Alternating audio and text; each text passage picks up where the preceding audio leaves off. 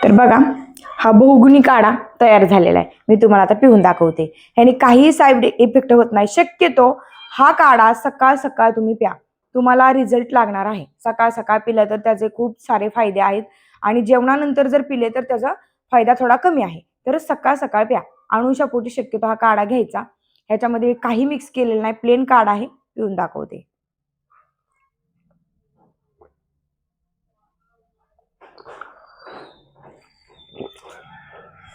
थोडस थोडस तुरट लागतोय, ह्याच्यापेक्षा जास्त काही लागत नाही. तुरट लागतोय थोडासा, कडू अजिबात लागत नाही, तुरटपणा आहे याच्यामध्ये. तर असा काढा नक्की तुम्ही करून प्या आणि तुम्हाला काय फायदा झाला ते मला नक्की कमेंट करून सांगा. प्रत्येक रोगावरती हा रामबाण काढा नक्कीच प्या.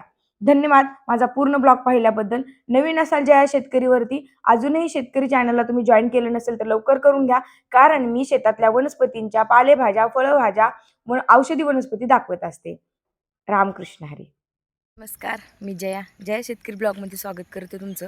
आज मी तुम्हाला घाणेरी टणटणीबद्दल माहिती सांगणार आहे. तर ही पहा, ही आहे घाणेरी टणटणी. हिला फुलोरा असं म्हणतात. खूप उपयोगी वनस्पती आहे. तुम्ही नक्की ह्याचा वापर करा, खूप छान होते. आम्ही तर लहान असताना खूप छान असं म्हणजे याचा रस वगैरे प्यायचो. कसा प्यायचो मी तुम्हाला दाखवणार आहे.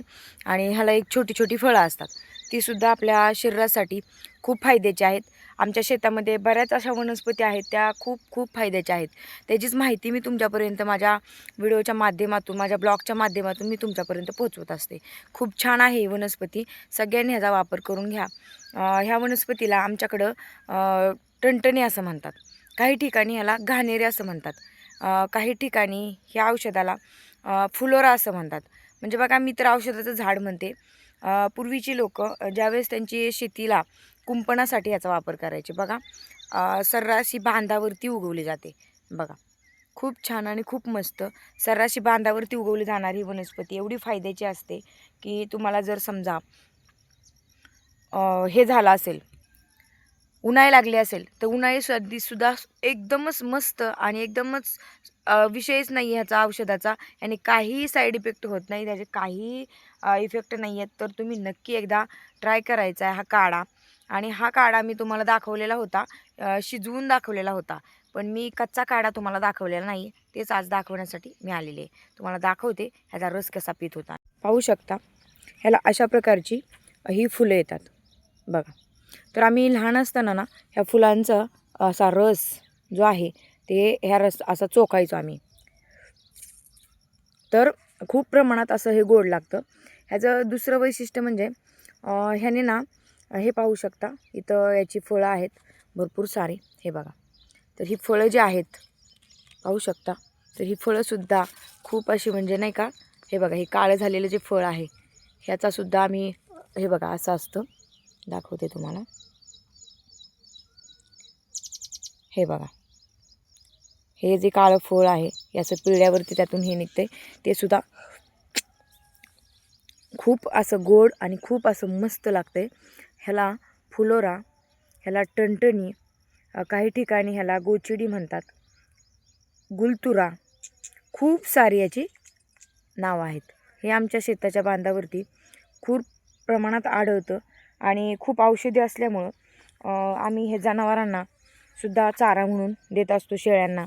आणि बघा, तापासाठी काढा असेल तो काढा, किंवा मूळव्याधीसाठी. आता काय होतं ना, की उन्हाळी खूप जणांना लागते युरिन इन्फेक्शन, त्याच्यासाठी सुद्धा ह्याचा काढा हे केला जातो. हे बघा, ही जी आहेत ती फिक्कट गुलाबी, पिवळी असे फुलं आहेत त्याची. काही फुलं जे असतात ते लाल पण असतात. ह्याच्यामध्ये खूप सारे प्रकार नाही आहेत, पण फुलं मात्र वेगळी आहेत. हे बघा, आमच्या शेतामध्ये अशी मस्त ही टणटणी, फुलोरा, गुलतुरा आलेला आहे. ह्याचा काढा कसा बनवायचा त्या दिवशी मी तुम्हाला दाखवलेला आहे, उकळून घेऊन काढा कसा बनवायचा. पण आपण डायरेक्ट, जर तुम्हाला उन्हाळीचा प्रॉब्लेम असेल किंवा ताप येत असेल सतत, तर मूळव्याध असेल, तर त्यासाठी उपयुक्त काढा बनवायचा आहे. मूळव्याधावरती रामबाण उपाय आहे आणि तुमचं मूळव्याध नक्कीच कमी होणार आहे या औषधापासून, खूप छान होणार आहे. तर पाहू शकता, ही जी पानं आहेत, ही पानंसुद्धा तुम्ही घेऊ शकता. ही जी फुलं आहेत पाहू शकता, ही फुलं, तर ही फुलंसुद्धा खूप औषधी आहेत बरं. हे बघा, आम्ही यातला रस प्यायचो, तुम्हाला दाखवते. हे बघा, हे जे आहे यातला रस आम्ही प्यायचो, खूप छान असा रस लागायचा. आणि ह्याची जी फळं आहेत ना ती सुद्धा आम्ही खाल्लेली आहेत लहान असताना. पण त्याचा वापर आम्ही आता मूळव्याधसाठी किंवा तापासाठी, उष्णतेसाठी खूप वापर करतो. लहान मुलांना ताप असेल तर नक्कीच ह्याचा काढा करून द्या तुम्ही. आणि ह्या पानांचा काढा शक्यतो तुम्ही नुसत्या पानांचा जरी रस घेतला ना असा, हे बघा ही जी कोवळी कोवळी पानं आहेत, हे बघा. आता तुम्ही म्हणसाल किती घ्यायचा, काय करायचं, हे बघा अशी ही पानं असतात. तर ह्या पानांना धुवून घ्यायचं आणि डायरेक्टच उकळीमध्ये मी तुम्हाला कुटून दाखवते कसा घ्यायचा, काय घ्यायचं. खूप छान ह्याचा काढा तयार होतो आणि खूप फायद्याचं मूळव्याधीसाठी, उष्णतेसाठी हे औषध आपण तयार करणार आहोत. चला आता ह्याची पानं घेऊ आणि आपण कुटून दाखवते तुम्हाला आणि ह्याचा रस कसा प्यायचा, कसा घ्यायचा हे पण दाखवणार आहे. आम्ही शेतकरी असल्यामुळं आमच्या बांधावर सर्रास हे झाडं येतात आणि खूप छान वाटतं की एवढी औषधी गुणधर्म आहेत या झाडांमध्ये. आम्ही तर ह्याचा खूप छान वापर करतो. तुमच्याबरोबर सुद्धा शेअर करणार आहे मी ही वनस्पती कशी वापरली जाते वगैरे. पहा तुम्ही आमच्या पूर्ण बांधावरती अशा पद्धतीचे मोठमोठे हे टणटणी, घाणेरी, फुलोरा, गुलतुरा, गोचडी हे आहे. तर ह्याचा आपण आता काढा बनवूया. पण काढा जो आहे तो उकळून नाही घेणार आहे आपण. त्याचं चेचून त्याची जी पानं आहेत त्याचं चेचायचं पानं आणि मस्त त्याचा रस काढून डायरेक्ट प्यायचं. उन्हाळीसाठी, मूळव्याधीसाठी खूप उपयुक्त आहेत. चला. तर बघा शेतातून मी फुलोराचं झाड किंवा गुलटुऱ्याचं झाड घेऊन आलेली आहे. तर बघा फांद्या आणलेल्या आहेत. ह्याच्या मस्त आपण पानं काढून घेऊ. तर बघू शकता ही मी पानं तोडायला सुरुवात केलेली आहे. पानं काय करायचे आपल्याला, ही कवळी पाने घ्यायची. म्हणजे कसं आहे ना, ह्याचं जे रस आपण काढणार आहोत ते आपल्यासाठी खूप उपयुक्त होणार आहे. जास्त निब्बर पण पानं घेऊ नका. हे बघा नुसती पानं घ्यायच्यात आपल्याला. फुलं वगैरे नाही घ्यायची. फुलं आली तर काढून टाका आणि मस्त अशी कोवळी कोवळी 20 ते 25 पानं घ्या. म्हणजे एका व्यक्तीसाठी सांगत आहे. तुम्ही जर दोघं तिघं असाल, तुम्हाला जर प्यायचा असेल, आणि असं काही नाही की आजारीच माणसाने प्यावा. हा काढा ना बिना आजारी माणसाने सुद्धा पेला ना तरी ते निरोगीच राहणार आहे. अजिबात सुद्धा शरीरासाठी अजिबात सुद्धा ह्याचा इफेक्ट नाही आहे. तर बघा हे अशी मस्तपैकी मी पानं घेतलेली आहेत, नुसती पानं आणि मी ही 25 पानं घेतलेली आहे ती. आपण आता बघणार आहोत ह्या 25 पानांचा रस कसा काढायचा आणि कशामध्ये काढायचा. शक्यतो मिक्सरचा वापर कमी करा.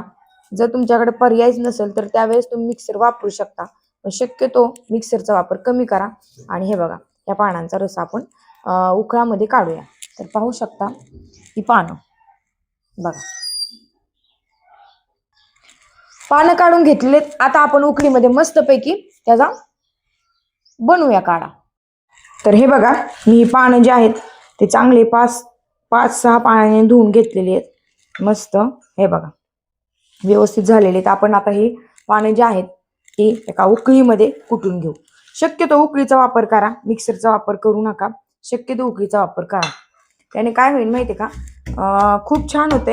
आणि कोवळी पानं आहेत त्यामुळे ह्याचा लवकर रस निघणार आहे. व्यवस्थित असे कुटून घ्या. वेळ लागतो कारण काय होतं मिक्सरमध्ये एका ह्याच्यामध्येच होतं, पण त्याचा इफेक्ट एवढा पडत नाही. दगडी पाटा असेल त्याच्यावरती तुम्ही वाटू शकता. दगडी पाट्याचा सुद्धा वापर करू शकता तुम्ही. तर पाहू शकता असं मस्त बारीक व्हायला लागले. आपली आई आजी शक्यतो मिक्सर त्यावेळेस नव्हतेच, तर उकळीचाच वापर प्रत्येक गोष्टीसाठी करायचे. त्यामुळे त्यांचं शरीर हे चांगलं होतं, कमी आजारी पडत होते ते लोक. आपण आता मिक्सर वरतीच प्रत्येक गोष्ट करू नका असं मी म्हणत नाही, पण शक्यतो कमीत कमी वापर करा. निदान हे काढे वगैरे जर करायचे असतील तर त्याच्यासाठी तर निदान मिक्सरचा वापर तुम्ही करू नका. याचा साईड इफेक्ट काहीच नाहीये. हे तुम्ही कुणी पण घेऊ शकता, आजारी माणसाला देऊ शकता. पण शक्यतो मला असं वाटतं की आजारी पडायच्या आधीच तुम्ही हे असे काढे घ्या, याने तुम्हाला खूप फायदा होणार आहे. तर बघा मी ह्याच्यामध्ये थोडंसं पाणी ओतते, म्हणजे कसं आणखीन आपल्याला चांगला ह्याचा रस निघेल. तर बघा कसं मस्त ह्या उकळीमध्ये असं वाटून घेतलेलं आहे मी. तर बघा मंडळी हा ह्याचा रस खूप छान निघलेला आहे. थोडंसं पाणी ओतलं कारण लवकर बारीक होतं पाण्याने म्हणून.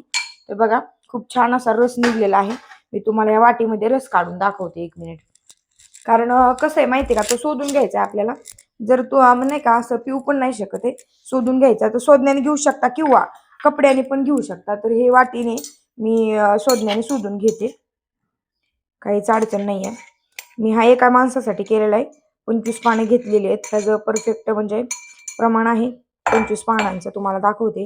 हे बघा, अशा पद्धतीने सुद्धा तुम्ही करू शकता. ह्याने सुद्धा खूप छान असं हा रस निघलेला आहे,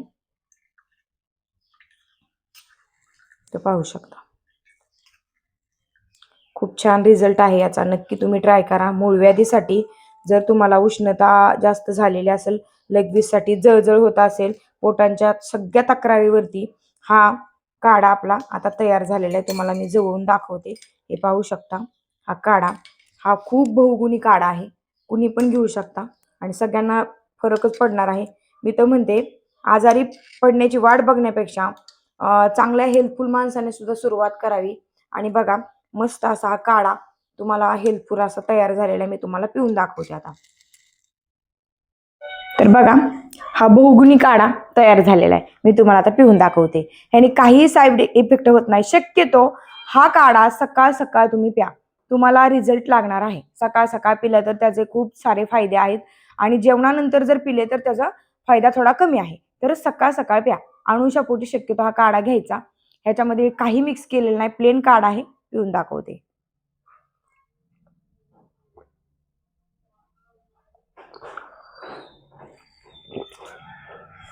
थोडंसं तुरट लागतंय, ह्याच्यापेक्षा जास्त काही लागत नाही.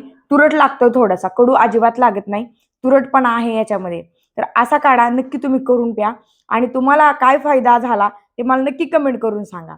प्रत्येक रोगावरती हा रामबाण काढा नक्कीच प्या. धन्यवाद माझा पूर्ण ब्लॉग पाहिल्याबद्दल. नवीन असाल ज्या शेतकरीवरती, अजूनही शेतकरी चॅनलला तुम्ही जॉईन केलं नसेल तर लवकर करून घ्या. कारण मी शेतातल्या वनस्पतींच्या पालेभाज्या, फळभाज्या, औषधी वनस्पती दाखवत असते. रामकृष्ण हरी.